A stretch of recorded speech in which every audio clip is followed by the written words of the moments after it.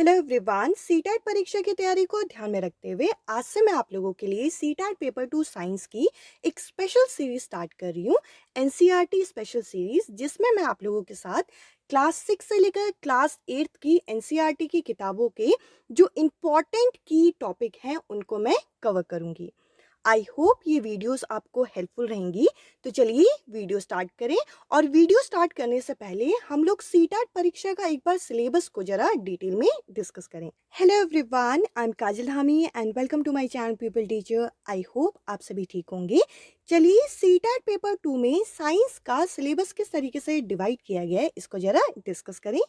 CTET paper 2 के अंदर हमसे साइंस 30 नंबर की पूछी जाती है, जिसमें से 20 नंबर हमसे कंटेंट के पूछे जाते हैं। और ये जो 20 नंबर कंटेंट के होते हैं, इसमें हमारी क्लास 6 से लेकर क्लास 8 की एनसीईआरटी में से हमसे प्रश्न पूछे जाते हैं। और बाकी जो बचे हुए 10 नंबर हैं, इसके हमारे पैडागोजी के क्वेश्चन पूछे जाते हैं। अब अगर हम कंटेंट की बात कर लें, ये जो 20 नंबर हमारे इसमें सिलेबस को किस तरीके से डिवाइड किया गया है। सीटेट परीक्षा के अंदर साइंस का जो 20 नंबर कंटेंट है, ये यहाँ पे 7 अलग अलग यूनिट में डिवाइड किया गया है। अब इन सातों यूनिट को जरा देख लेते हैं। सबसे पहला यूनिट अगर हम देखें तो पहला यूनिट यहाँ पे है फूड। और अगर हम दूसरे यूनिट की बात करें तो इसके अंदर आता है मटेरियल। और इसके अंदर भी हमारे सब टॉपिक हैं, पर ये मेन थीम हमारे साइंस के अंदर रखे गए हैं। पहला है फूड, दूसरा है मटेरियल, तीसरा है द वर्ल्ड ऑफ लिविंग। तीसरा यहाँ पे दे रखा है the world of the living. और अगर आप देखें तो ये इनडायरेक्टली और डायरेक्टली हमारी एनसीईआरटी के 6 से लेकर 8th क्लास की बुकों में आपको ये सारे टॉपिक मिल जाएंगे। और जो हमें फोर्थ यूनिट यहाँ पे दे रखा है, वो दे रखा है moving things. Moving things people, moving things people and ideas. और उनके आइडियाज को यहाँ पे बात की गई है। अभी हमने डिस्कस किए ये 4 यूनिट। अब उसके बाद बाकी जो बचे हुए यूनिट हैं वो भी जरा डिस्कस करें। अगला यूनिट हमें यहाँ पे दे रखा है हाउ थिंग्स वर्क, यानी कि चीज़ें किस तरीके से काम करती हैं। इससे बेस्ड भी हमें चीज़ें पता होनी चाहिए, तो ये यूनिट भी यहाँ पे इंक्लूड की गई है। इसके बाद 2 और यूनिट यहाँ पे जो कि है natural phenomena and natural resources. और इन सातों यूनिट में यहाँ पे साइंस का कंटेंट जो है यहाँ पे डिवाइड किया गया है। अब चलिए आज की वीडियो स्टार्ट करें। अभी हमने डिस्कस किया कि सीटेट की परीक्षा में कंटेंट के अंदर क्या क्या यूनिट दिए गए हैं। अब चलिए आज की वीडियो स्टार्ट करते हैं। यहाँ पे मैंने क्वेश्चन को ही इंपॉर्टेंट पॉइंट्स के फॉर्म में लिया गया है। पहला पॉइंट है बाइल इज सिक्रीटेड बाय।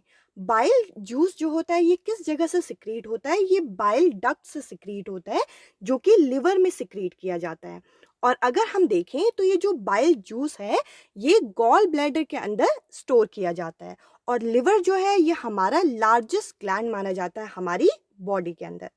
अब चलिए अगले पॉइंट को डिस्कस करें। अगला पॉइंट है the chemical name of vinegar. Vinegar जिसे हम सिरके के नाम से जानते हैं, इसका केमिकल नेम क्या है। इसका केमिकल नेम हमें यहाँ पे बता रखा है एसिटिक एसिड।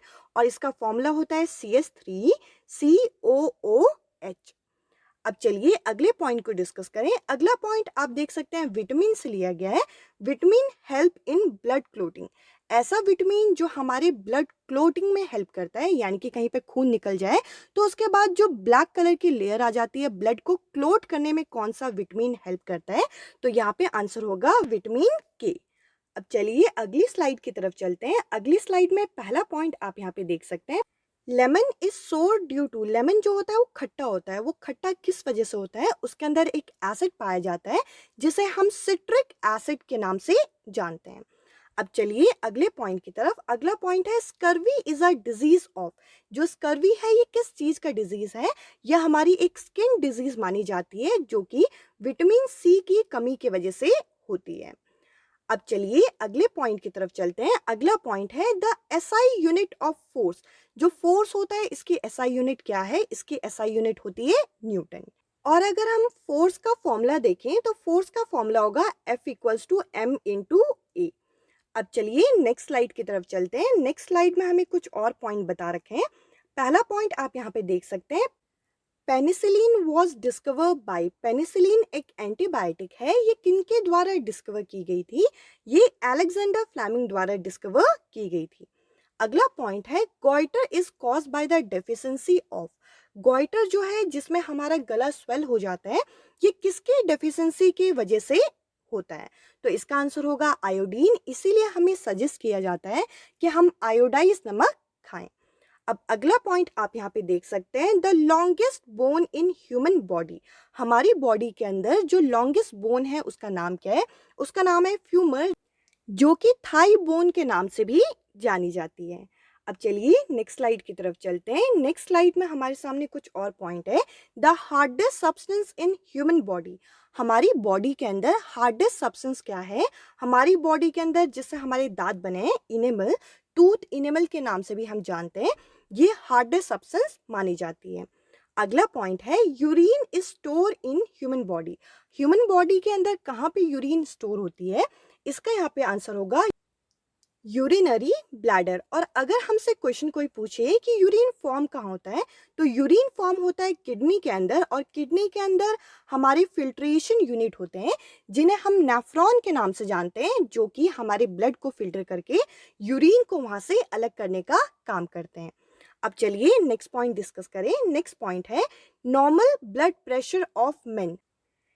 यहाँ पे हमसे पूछ रखा है कि नॉर्मल ब्लड प्रेशर कितना होता है, तो ये हमारा होता है 80 से 120 mmHg, जिसमें से ये जो 120 है ये सिस्टोलिक प्रेशर होता है, और 80 जो है ये डायस्टोलिक प्रेशर माना जाता है। और अगर हमसे कोई पूछे कि ब्लड प्रेशर को किससे मेज़र किया जाता है, ये मेज़र किया जाता है एक स्पेशल डिवाइस से, एक स्पेशल इंस्ट्रूमेंट से, जिसे हम स्पाइग्नोमैनोमीटर के नाम से जानते हैं।